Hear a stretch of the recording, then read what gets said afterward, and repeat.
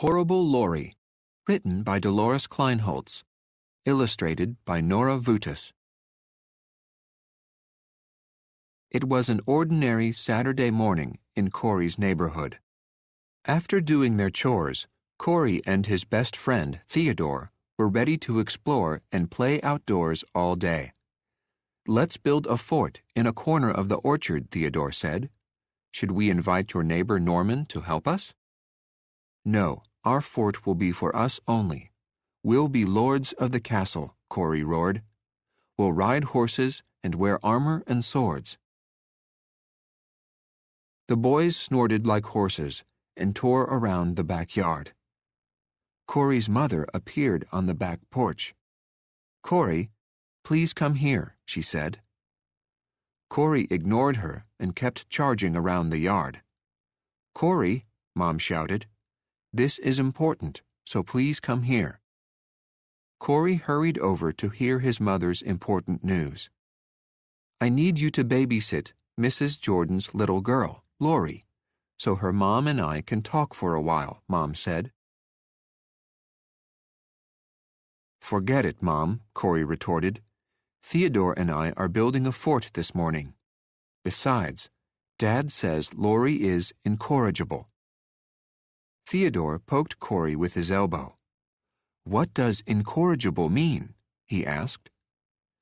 "Dad says it means Lorry has horrible manners and she acts worse than an orangutan," Corey said. "Lorry is not incorrigible. She's just a normal 4-year-old girl. If you're a good sport about Lorry," Mom implored, "I promise to take you and Theodore to the Matterhorn Movieplex for popcorn and a movie." Corey and Theodore grinned at each other and nodded. A short form stepped out from behind Corey's mom. She was gnawing on an apple. "She doesn't look like an orangutan," Theodore said. "She looks like an ordinary kid." Lorry threw her apple core, and it hit Theodore on the head. Bonk. "See what I mean? She's horrible Lorry," Corey groaned. "Come on, Lorry, let's play in the sandbox." The boys walked away, but not before Lorry tore an orchid from its pot and threw it on the porch. "I'm 4, she shouted. Corey and Theodore found some toy airplanes and began to build a busy airport in the sandbox. Like a horrible giant, Lorry kicked up a sandstorm and destroyed the entire airport. "Lorry, no more kicking," Corey ordered. "I'm 4, horrible Lorry roared. She kicked another plane, sending it soaring out of the sandbox and into a bush. Next, they played astronauts in orbit, but horrible Lorry broke their cardboard spaceship. They gave Lorry a coloring book and crayons, but she tore out the pages and broke all the crayons. They played with toy cars and trucks until Lorry got bored. She stormed off and threw a toy motorcycle into the yard next door. "No more, I'm worn out," Theodore said. "What's the secret formula for making horrible Lorry behave?" Suddenly Norman, the neighbor, crawled through the thorny bushes, carrying the broken toy motorcycle, a book, and an orange. He gave Lorry the orange and tickled her under the chin. "I'm 4, Lorry said. Norman laughed. "Should I feed you this orange, read you a story, or both?" Norman asked, patting Lorry's head. She looked as if she would melt with delight. "Can I babysit her for a while?" Norman implored the older boys. "Yes," Corey and Theodore shouted. And that's how the boys discovered that Norman was their secret formula for turning horrible Lorry into just an ordinary kid.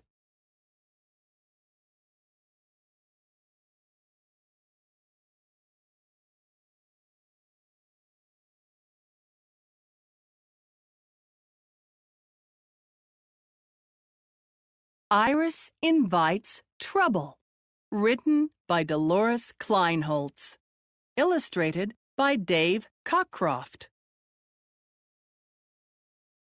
Aunt Heidi took her nieces, Iris and Ivy, on a camping trip.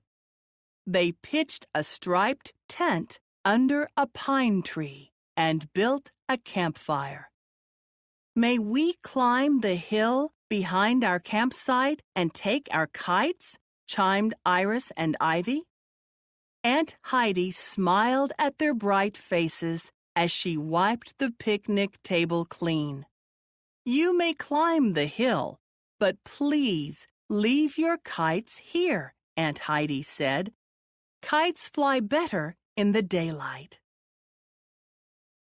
Iris began to whine. "Why can't I fly it now?" she griped. "It's mine, and I want to fly it right now." Aunt Heidi sighed. "No kite tonight, and that's final," she said. "You have 5 minutes to climb around and get back to our campsite. Now shoo!" Iris and Ivy climbed up to the top of the hill. "Tomorrow, let's play hide and seek and ride our bikes," said Ivy. "All right, Iris?" But Iris had pulled out her kite, tied twine to it, and was trying to fly it. "Iris, shame on you," cried Ivy. "Aunt Heidi told you twice to leave your kite at the campsite." But Iris didn't listen to Ivy. Holding the kite high, she ran and ran. Suddenly, she felt her feet sliding out from under her. Loose gravel and dirt sent her spiraling down the steep entrance of an old mining pit. A "Danger, Keep Out" sign was lying unseen in the weeds. "Ivy, help me! I can't climb out," cried Iris. "I'm frightened. It's slimy down here." Night was falling. Ivy raced back to the campsite to tell Aunt Heidi about Iris. Meanwhile, Aunt Heidi was visiting the campers nearby. Mike and his son Ivan had pitched a tent and were building a campfire. Aunt Heidi was inviting them to come by later for s'mores and hot chocolate. When they heard Ivy's story, they grabbed their flashlights and climbed to the mining pit to find Iris. Mike shined a bright light along the mining pit's entrance and saw Iris. Her face was white with fright, but she was unhurt. "Oh, Mike, what should we do?" cried Aunt Heidi. Mike had an idea. "Heidi, you and Ivan take my knife and cut the strongest vines you can find," he said. "Don't worry, Ivy. Iris will be just fine." He smiled at her. Ivan and Ivy helped Aunt Heidi and Mike twist and tie the vines into a strong rope. Then they tossed the vine rope into the mining pit. "Iris, grab the vine tightly and hang on with all your might," Mike shouted. Iris grabbed the vine while the others pulled. Finally, Iris climbed out of the wide pit. Aunt Heidi hugged Iris and wiped her grimy face. "Didn't you leave your kite behind?" Aunt Heidi asked quietly. "No, I didn't have my kite," Iris lied. Then Iris changed her mind. She said, "Aunt Heidi, I'm sorry I didn't mind you. I won't ever do it again." Aunt Heidi smiled at the tired but wiser child. "I'll buy you another kite, Iris, but for now, Let's go sit by the campfire while I introduce you to Mike and Ivan, our knights in shining armor.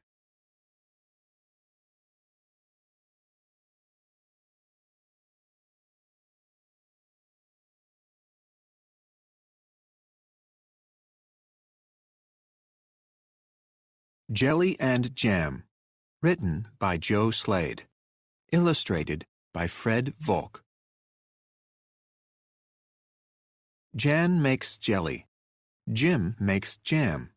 Jan puts jelly in jelly jars. Jim puts jam in jam jars. We need more fruit, says Jim. Jog over to Bob Bear's house. It's just a short journey. Bob Bear has lots of juicy berries. Jan jogs as fast as she can. She gets to the edge of the jungle.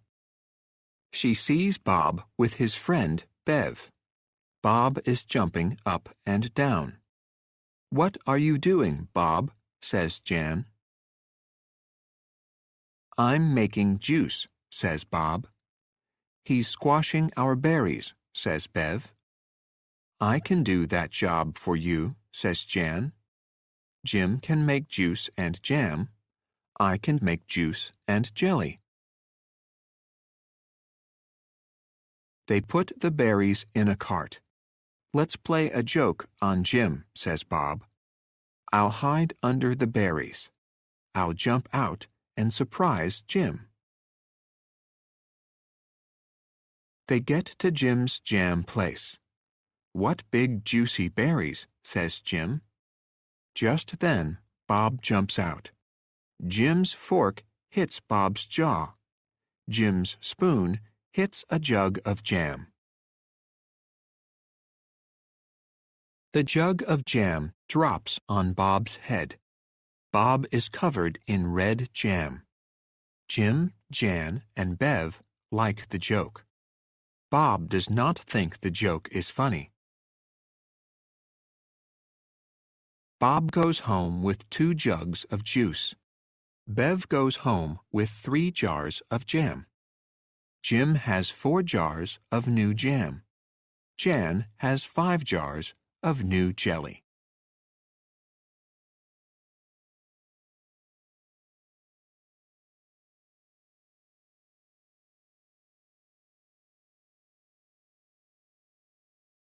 Katie and Kenny's Junk Art, written by Joe Slade, illustrated by Tad Butler. Katie and Kenny had been best friends since kindergarten. They liked to take walks on the beach near Kenny's house. They often found different kinds of things that the sea had washed up onto the shore. If they found something interesting, they took it to Kenny's house and kept it in a box in the kitchen. Kenny's dad said the things that they found were junk, but he let them keep them. Katie and Kenny had a rusty kettle, some fishing hooks, a sports mask, a few old forks, and a lot of other bits and pieces.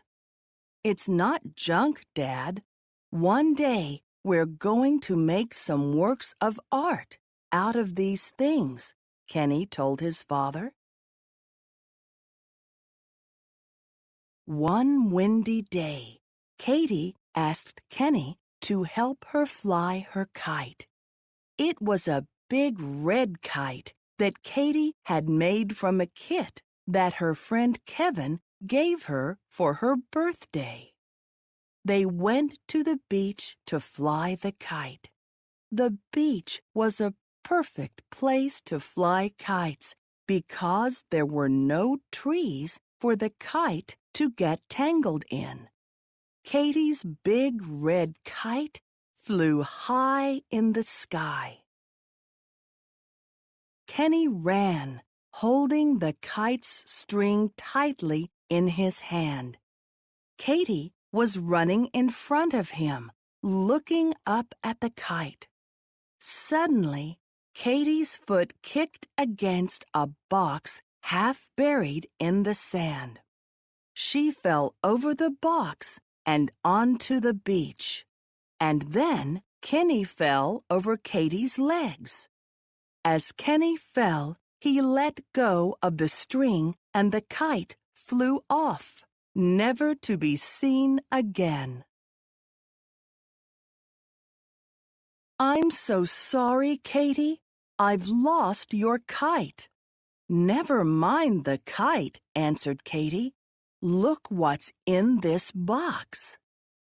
The box was full of spoons and keys and other interesting metal things. "Wow! Just what we need for our works of art," said Kenny.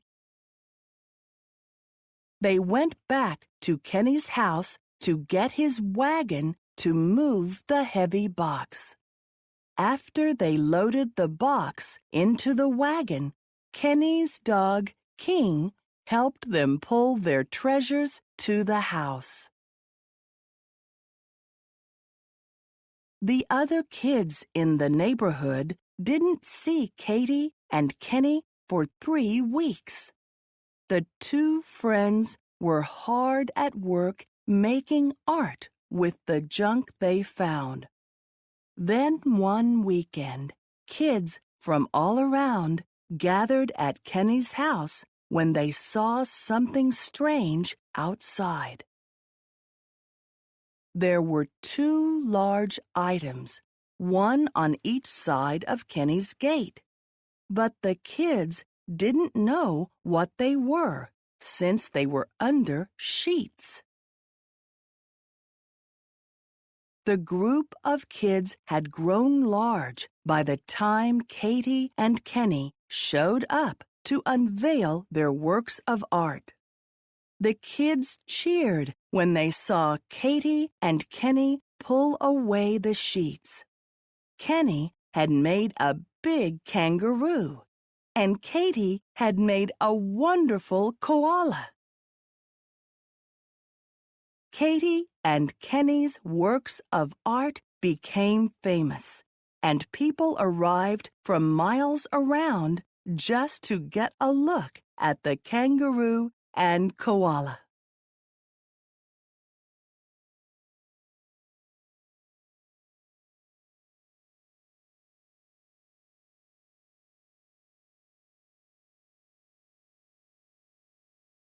Little Eddie One Trunk. Written by Joe Slade. Illustrated by A. Spencer. When Edward was born, some of the elephants were surprised, and some of the elephants laughed. But all of the elephants agreed. Edward was a very extraordinary elephant indeed. You see, Edward had only one trunk. He had only one trunk when all the other elephants in his village had 2 trunks. Everyone knew that elephants had 2 trunks. Poor Edward, they thought. How very sad to be born with only one trunk. "It's my fault," cried Edward's mother. "I didn't eat enough bell peppers and eggplants before he was born." Everyone knows that bell peppers and eggplants build strong trunks. "Don't worry," comforted Edward's dad. "We'll love him just as much, even though he looks odd with only one trunk." As Edward grew up, many of the other young elephants teased him. They called him Little Eddie One Trunk. Some of the mean youngsters chased him and wouldn't let him play with them. They ran after him and sang, "Little Eddie One Trunk, he's got 1 instead of 2. Little Eddie One Trunk, he's not like me and you." Edward was sad. He didn't like being different. His mother told him he was special and shouldn't be sad. He could do everything the other elephants could do. His dad told him he was an extraordinary elephant. Even though he had only one trunk, it was bigger and stronger than any of the other elephants' trunks. Edward grew up to be a fine-looking elephant, but he didn't have a girlfriend. None of the young girl elephants wanted a boyfriend with only one trunk. Edward kept to himself. He took long walks in the jungle and often found himself far, far from his village. But he always found his way home. An elephant never forgets. One day, he had walked all morning. He was deep in the jungle when he heard a splishing and a splashing. He went to investigate. You can imagine how surprised he was when he saw a beautiful young girl elephant playing in a river. And can you imagine how double surprised he was to see that she only had one trunk? "Hello," he said. "My name's Edward. They call me Eddie One Trunk." "Oh, hi," she replied. "I'm Emma." "Why would they call you Eddie One Trunk?" "Eddie's short for Edward," answered Edward. "Not that bit," said Emma. "Why would they call you One Trunk?" "Because all elephants, except me and, you, have two trunks, not one," Edward said shyly. "What are you talking about?" said Emma.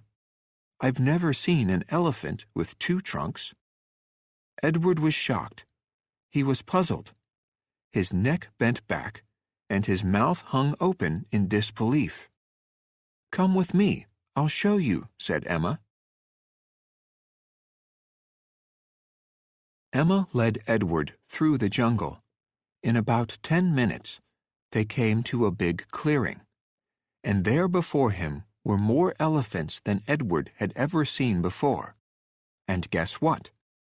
Every single one of them had only one trunk. "I must be dreaming," said Edward. "This is no dream," laughed Emma. "Come and meet my mom and dad. They're at the other end of the village." Edward met Emma's mother and father and explained to them that all the elephants in his small herd had two trunks. Emma's parents broke out in laughter.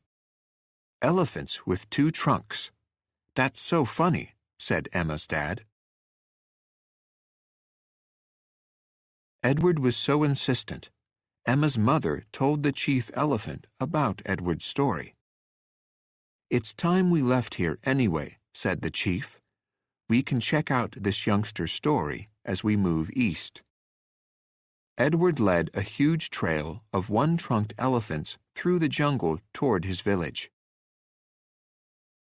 When the elephants in Edward's village saw all the one-trunked elephants, they huddled together in fear. "Don't be afraid," said Edward. "These elephants are friendly." Edward's father stepped forward. "Why have they all got only one trunk?" he asked. All of Edward's new friends laughed so loudly that the ground shook. Their leader answered the question. "All elephants have one trunk, except for your group. You are the only ones with an extra trunk. You are the extraordinary ones, not Edward," he said. Edward introduced his parents to Emma. His mom could tell that Edward liked Emma. "Would you like to travel with your new friend for a couple of days?" asked Edward's mom.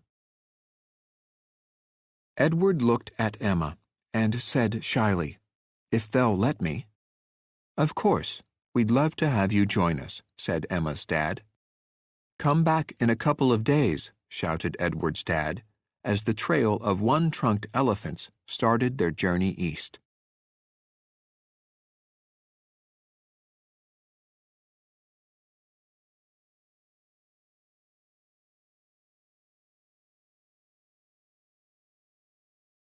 Lord and Lady Lipton. Written by Joe Slade.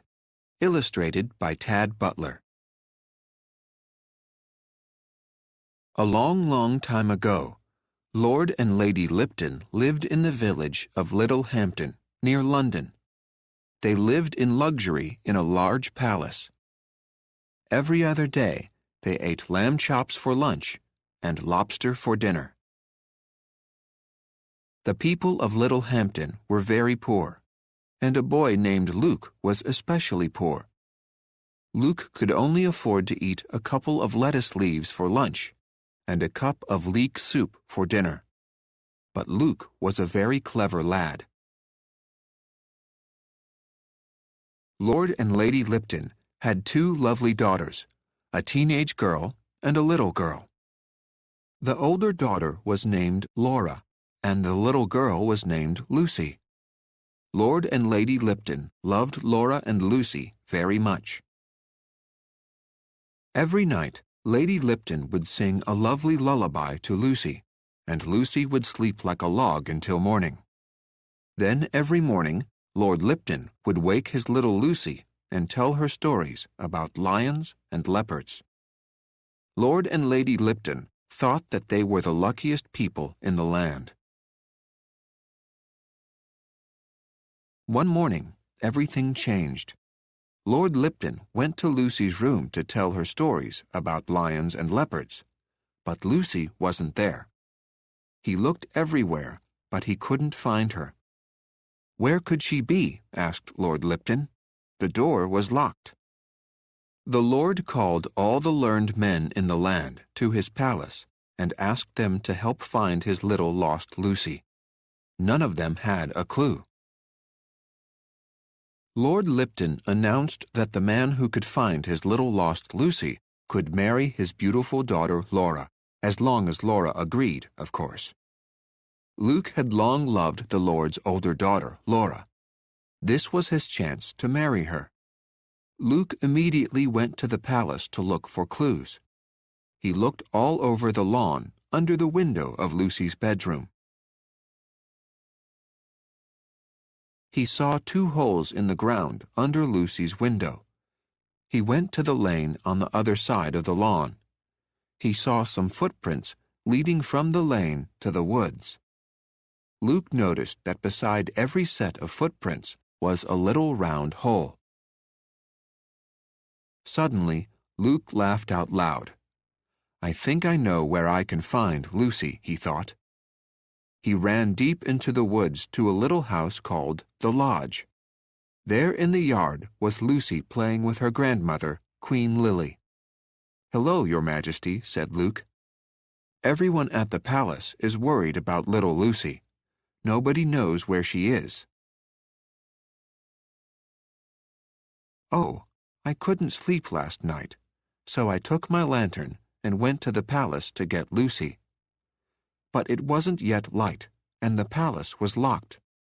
I borrowed the gardener's ladder and climbed up to Lucy's window. I woke Lucy. She climbed down the ladder, and I carried her back here to my house." "But how did you know she was here?" asked Queen Lily. "I guessed that the holes under Lucy's window were made by a ladder, and I saw your footprints and the holes your walking cane made in the dirt," said Luke. "I remembered you had hurt your leg. I guessed you must have brought Lucy here. Let's all go back to the palace and let Lord and Lady Lipton know that Lucy is safe," suggested Luke. When Lucy, Luke, and Queen Lily walked into the palace courtyard, Lord and Lady Lipton were overjoyed to see that their little girl was safe. "This is wonderful," Lord Lipton said. Lady Lipton cried with joy. Queen Lily explained how Luke had tracked down Lucy. "Well, young man," said the Lord to Luke, "we have a wedding to prepare for." Laura blushed. She was very happy, as she had always liked Luke. Even though he was poor, she had hoped that they might end up together.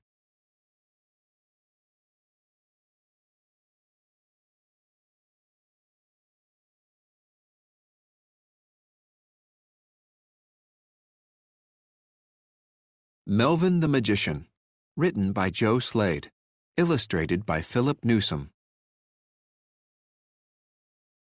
Many, many years ago, before your mother's grandmother was born, a mysterious man appeared in the market square. It was a misty morning in the middle of March. A cart, pulled by a magnificent black horse with a white mane, stopped in the square. Out of the cart jumped a tall man with a monkey on his shoulder and a cat at his feet. He had a monocle in his left eye and a big mustache that drooped past his mouth. He wore a long maroon robe decorated with moons and suns. "I am Melvin the Magnificent Magician," he said with a booming voice that could be heard from one end of the market square to the other. Within a few minutes, there were many children gathered around this mysterious stranger. "I am from the mystic mountains of Madoc, many miles from here. Tonight at midnight, I will perform marvelous magic in the middle of this market square. I will perform miraculous feats that you will remember forever," he exclaimed. The magician returned to his cart. The next minute, the horse and cart disappeared in a cloud of dust. Mark and his friend Mary had been listening to the magician's announcement. They were carrying mangoes and melons that they had bought in the market. "Are you going to come back at midnight?" asked Mary. "Of course," said Mark. "It will be a show to remember. We can't miss it." It was 5 minutes before midnight. There were masses of children waiting in the square for Melvin the Magician. As the village clock struck the first stroke of midnight, the magician's cart appeared in a cloud of dust. Melvin jumped from the cart and put a big mat on the ground. He then unloaded a massive metal machine and placed it on the mat. All the children looked on in silence. Mary and Mark had arrived early and were right in the front. "I need a volunteer for my first magic act," boomed Melvin. Mark was thinking, "Not me for sure. No way," when some mischievous boys behind him gave him a big push. The next moment, he was standing right in front of the mighty Melvin. "Good," said Melvin. "Slip into my mystical machine and don't move a muscle." He pushed Mark into the machine and slammed the door.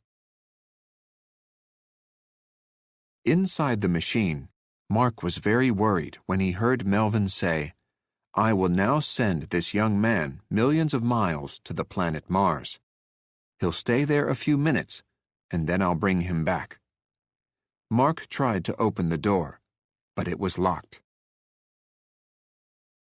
The next moment, Melvin's monkey appeared behind Mark and pulled him through a secret door at the back of the machine. The monkey led Mark to the back of the magician's cart and covered him with a black cape. The monkey then sat on top of Mark so that he couldn't move. Mark then heard a huge explosion come from the machine. While the monkey had been leading Mark away, Melvin was lighting a torch with a match. He touched the torch to the bottom of his machine. This was when the explosion occurred. All the children covered their ears and saw a fireball leave the top of the machine. It flew up into the moonlit sky and disappeared. "There he goes," shouted Melvin, "on his way to Mars." When the smoke cleared, Melvin opened the door of the machine to show the children that Mark was no longer there. It was then that Melvin turned mean. His eyes were filled with madness. He said, "You must all give me some money before I will bring him back." Mark was very popular with the village children and also the leading scorer on the village soccer team. The children collected all their money in a leather bag and handed it to Melvin. But the evil smile on Melvin's face quickly changed when Mark, wearing a black cloak, jumped down from the top of the machine onto the crooked magician's head. The rest of the children helped tie up Melvin and lift him onto his cart. The monkey, who had a big bump on the top of his head, drove the cart out of the village as fast as he could, leaving Melvin's mystic machine in the middle of the market square. "How did you get back from Mars?" asked Mary. Mark winked and said, "My magic is more powerful than Melvin's."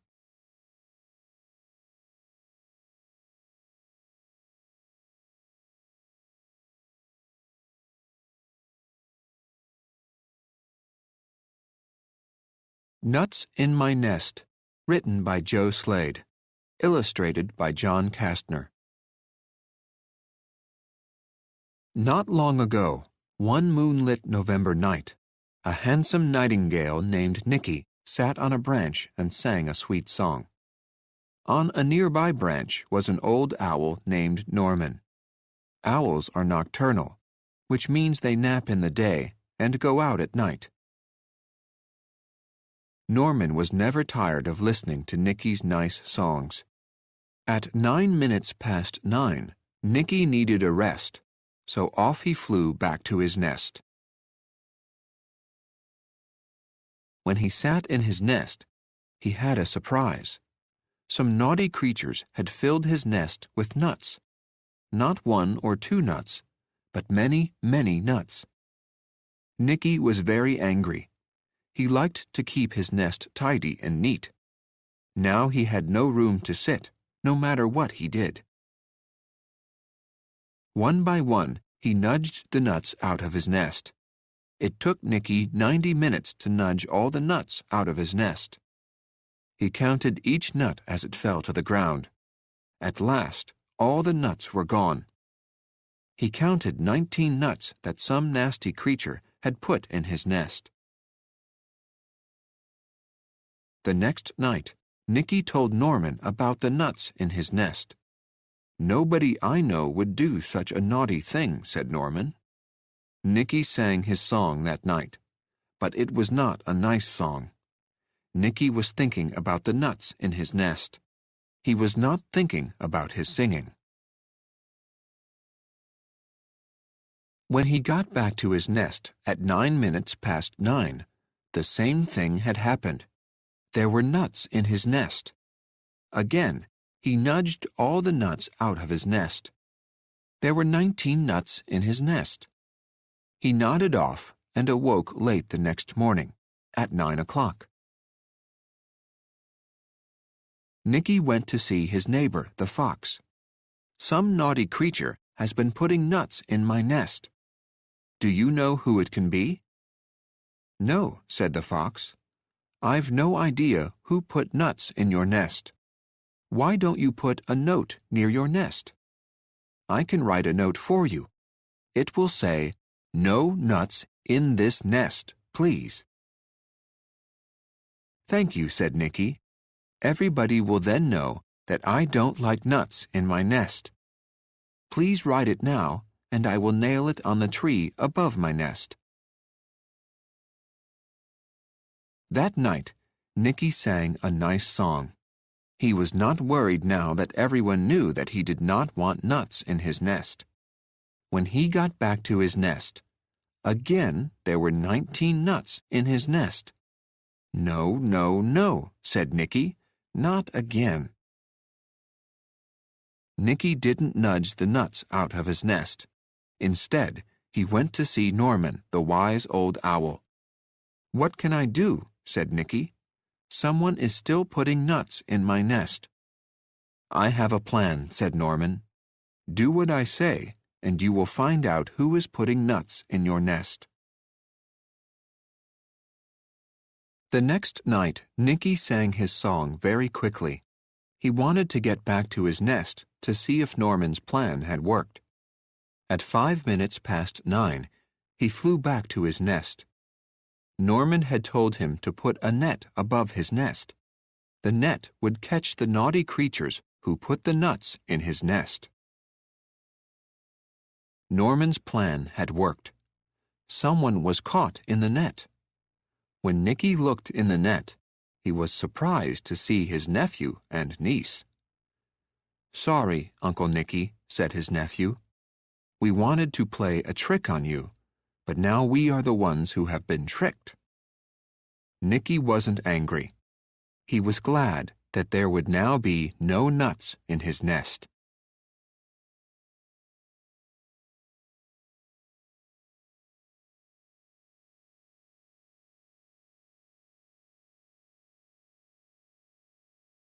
Pets Are Pests, written by Joe Slade, illustrated by A. Spencer.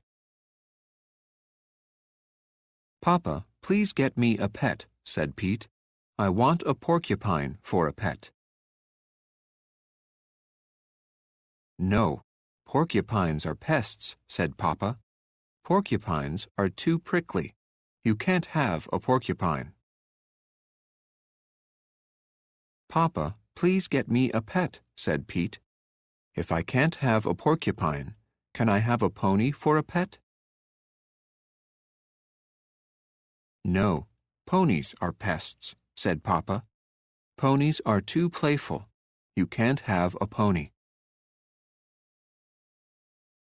"Papa, please get me a pet," said Pete.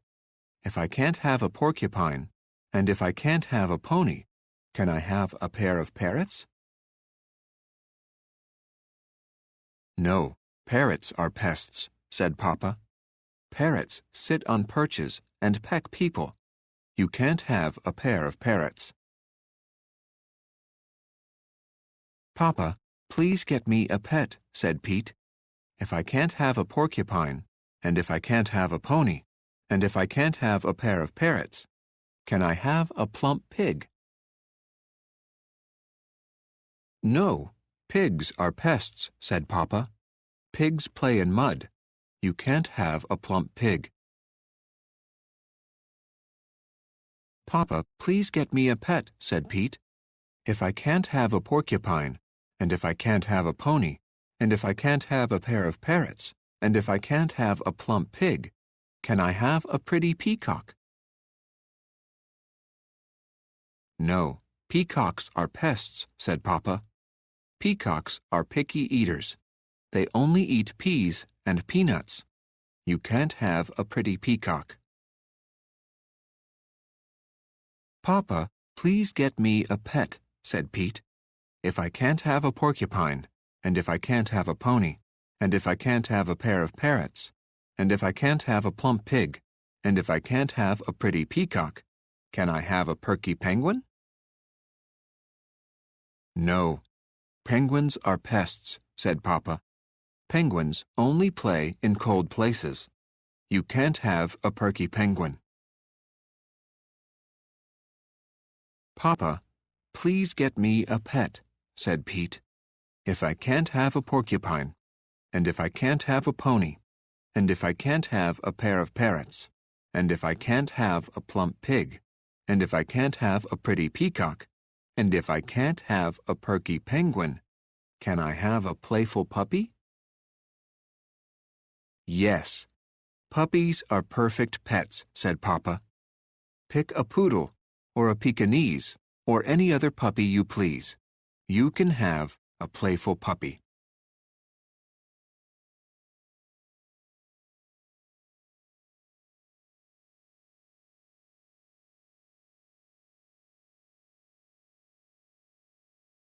The Queen's Queasy Tummy, written by Joe Slade, illustrated by Joel Snyder. Quite a long time ago, there was a small country called Quit-a-Boom. Quit-a-Boom was ruled by a queen, a very mean queen. One day, the queen was in her palace. She called to her butler. "Quick, Quentin, find Dr. Quinn. I feel quite queasy." Quentin quickly ran to the town square. "Has anyone seen Dr. Quinn?" he inquired. "The queen is sick. I must find the doctor. Quick, quick, quick." "He's in the cafe eating his lunch," said a helpful little boy. "Come quickly, doctor. The Queen requires your help. Quit eating that squash soup and follow me." Dr. Quinn dropped his spoon and ran after Quentin. He knew he couldn't keep the Queen waiting. Dr. Quinn ran as quickly as he could. When the doctor arrived at the palace, the Queen was resting quietly on a sofa. She was covered with a colorful, warm quilt. "What seems to be the trouble, Your Majesty?" asked Dr. Quinn. "I have a queer feeling in my tummy," said the Queen. "I've been drinking lots of liquids, but my thirst is not quenched. I drank 2 quarts of milk, but my thirst was not quenched. I drank 3 quarts of orange juice, but my thirst was not quenched. Finally, I drank all the water from the aquarium, but my thirst was still not quenched. Now I have a queasy tummy. What can I do?" "I have to ask you some questions, Your Majesty," said Dr. Quinn. "Questions, questions," yelled the Queen. "I don't need stupid questions. I'm sick. Are you a qualified doctor or a quack? I don't want a quiz. I just want to feel better. Make me feel better or I'll throw you in jail," shouted the Queen. Dr. Quinn was quite scared. He was quaking in his boots. He knew he couldn't ask the Queen any questions. He guessed that the dirty aquarium water caused the Queen's queasy tummy. He looked in his bag and produced 2 bottles of medicine. "Take equal quantities of this aquamarine tonic and this quince nectar," said the doctor. "Mix them, shake well, and drink 1/4 of a cup every 1/4 of an hour for 2 hours. After 2 hours, you will feel much better." The Queen called to her butler, "Quentin, mix these 2 medicines in equal quantities and give me 1/4 of a cup to drink. Quickly, quickly, Quentin, and don't drop any of the liquid on the floor," ordered the Queen. Dr. Quinn quietly slipped out of the room. When the Queen spotted him leaving, she shouted after him, "This had better work, Quinn." The Queen did just as Dr. Quinn had suggested. She drank 1/4 of a cup of the medicine every 1/4 of an hour. In 2 hours, the Queen finished the medicine and felt quite better.